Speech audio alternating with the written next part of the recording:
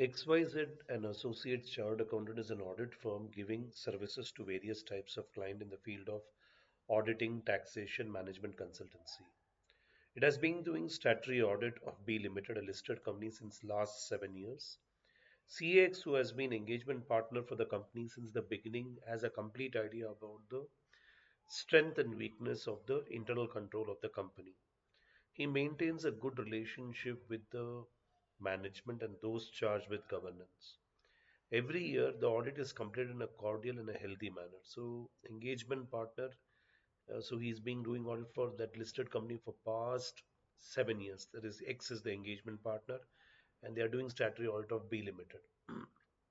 Now, during the current year, the quality control reviewer insisted to change the engagement partner for the company, saying that the continuation of same engagement partner poses a certain audit risk and threat to the organization. Advises to review the firm's policies and procedures in relation to the engagement partner.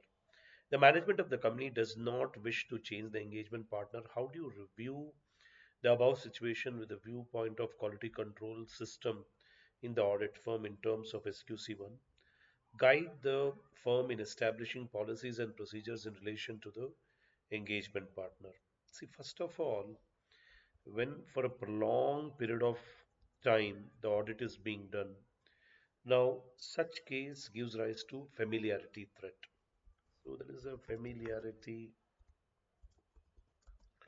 threat involved here. So you have a aspect of familiarity threat. So here the senior personnel is involved in senior personnel, and the engagement partner, rather the engagement partner is involved in the audit actually here. So audit engagement for prolonged period of time.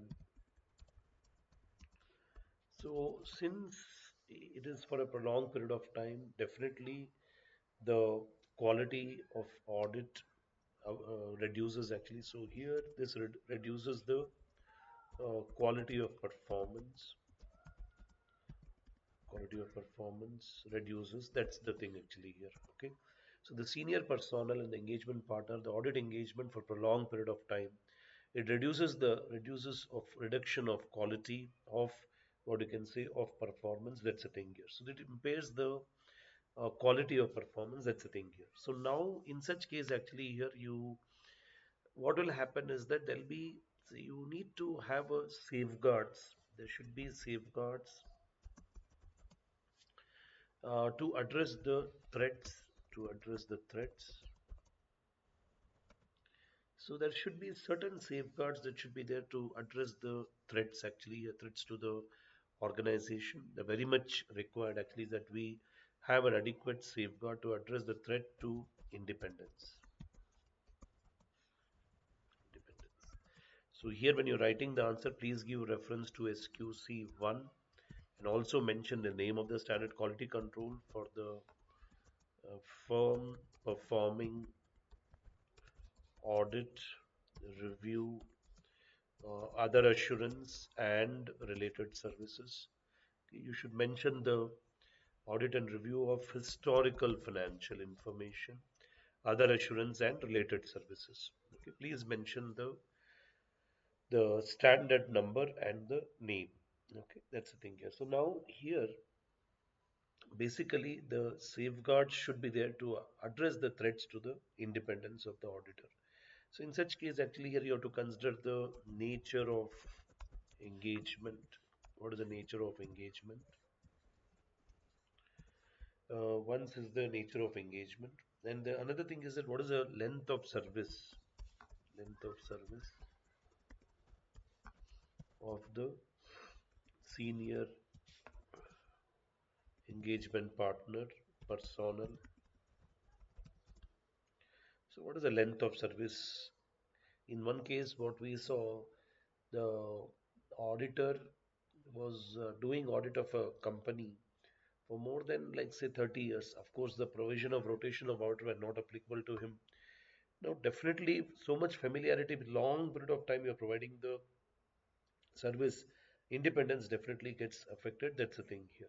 Okay, And this is a listed entity. First, you should listed entity means the public interest is involved. So you as an auditor, you should be very clear that okay, whether your independence is affected because of the familiarity threat. That's the thing here. So the engagement partner basically they should be rotated, and they should be rotated actually here. So for at least like say after 7 years, after every 7 years they should be rotated. Okay, that's the thing actually here. So and for listed, for example, if it is a listed client, then there is no question of again reappointment of the proprietor. So suppose a proprietor is appointed, so reappointment of proprietor is not permissible. If you read company law provision, then the company law provision talks about 5 years. Here it is 7 years. So definitely what happens is that so the engagement partner has to be rotated. It's a requirement of the standard as such. Now, the engagement quality control reviewer highlights that rotation of a partner has to happen. There's a cordial relationship. All these things reduces the effect, the impact of independence, and it will increase the audit risk. These kind of things will definitely increase the audit risk will increase. Audit risk means you will end up giving a inappropriate opinion. That's the thing here. So it's very, and it will create a threat to independence. Threat to independence will be there.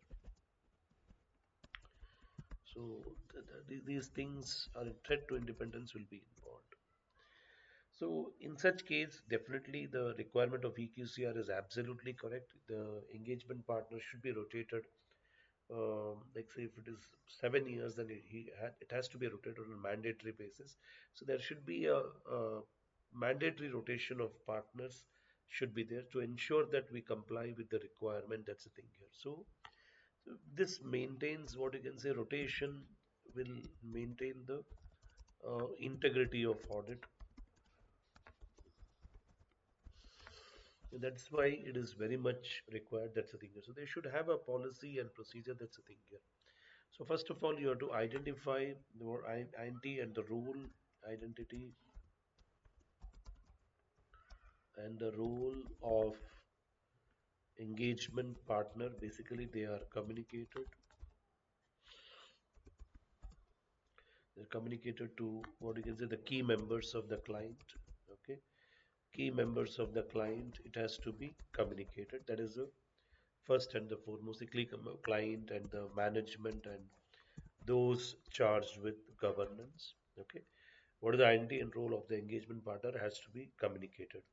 The engagement partner should have what you can say capability, then commitment, then time, then authority to perform the role. To he should have that competence, capability, time, and authority to perform the role. It's very much required that they have that capability and commitment.